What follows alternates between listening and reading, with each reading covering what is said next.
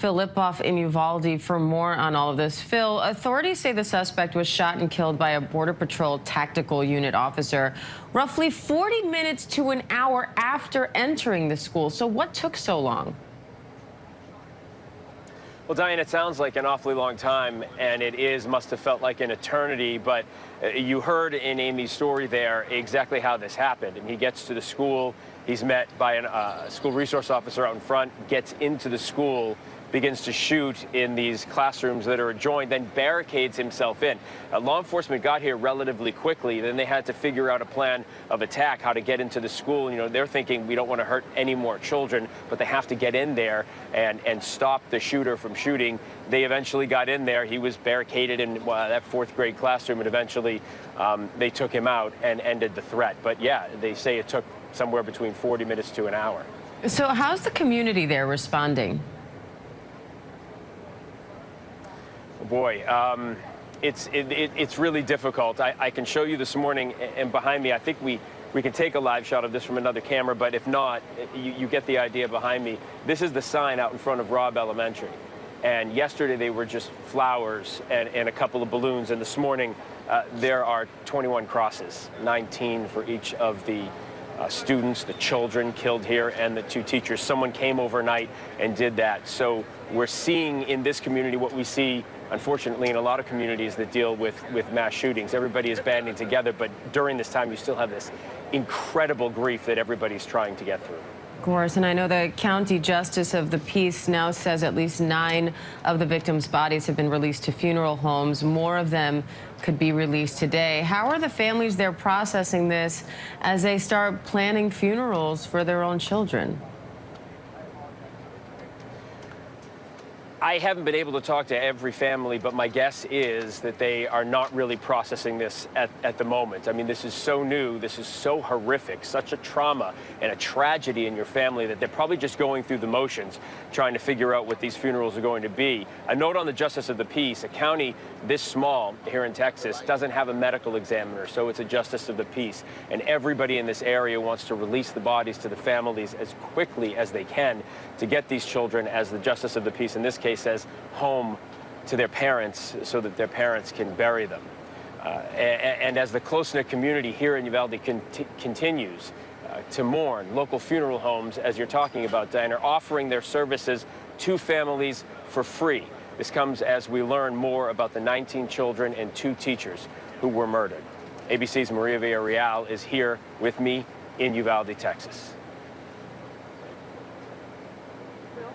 We're gonna pray that the small community of Uvalde is shattered by tragedy, but determined to pick up the pieces, honoring the lives taken from families too soon. We're learning more about those innocent souls lost. 10-year-old JC Carmela Luevanos and 11-year-old Jayla Nicole Silguro, cousins. Their family also losing their grandfather earlier this month. Their cousin writing, "They were loving baby angels, always had a smile on their face, just full of life. I can't believe this happened to our angels." The grandmother of victim Alicia Ramirez telling our Amy Robach what the days ahead may bring. That's why I'm here to help my son arrange a funeral for a 10-year-old. When we met family members near the scene, like Brandon Elrod on Tuesday, desperately looking for his daughter, the worst was feared. We can't find my daughter. ABC News confirming his daughter McKenna Elrod was among the victims. Her Aunt April simply calling the 10-year-old beautiful, and that they are devastated. Heroic actions from inside the classroom. Surviving students said one classmate, Amarie Jo Garza, tried to call for help, dialing 911 as shots rang out before the gunman's fire turned to her. Her father speaking to our David Muir. I mean, she was the best person that I know. Full of life, gone too soon, always smiling, very productive. She was her own self. 4th grade teacher Irma Garcia, a wife, mother, and educator for 23 years, who loved barbecue and listening to music, among those killed. Fellow teacher Eva Mireles killed trying to protect students. A relative telling ABC News Miss Mireles was both an amazing mother and hero. She was just very adventurous and courageous. It's beyond devastating and tragic, and there are no words. And one injured teacher, Arnolfo Reyes, now in stable condition after suffering bullet wounds to his left lung and arm, waking up in the hospital in complete panic mode, asking about the kids. Tragically, his relative and student, Ileana Cruz Torres, among those killed. Their names forever etched in the hearts of this community. Javier James Lopez, Rogelio Torres, Usaya Garcia, and cousins Annabel Rodriguez and Jacqueline Jalen Cáceres, both 10 years old, were in the same class together.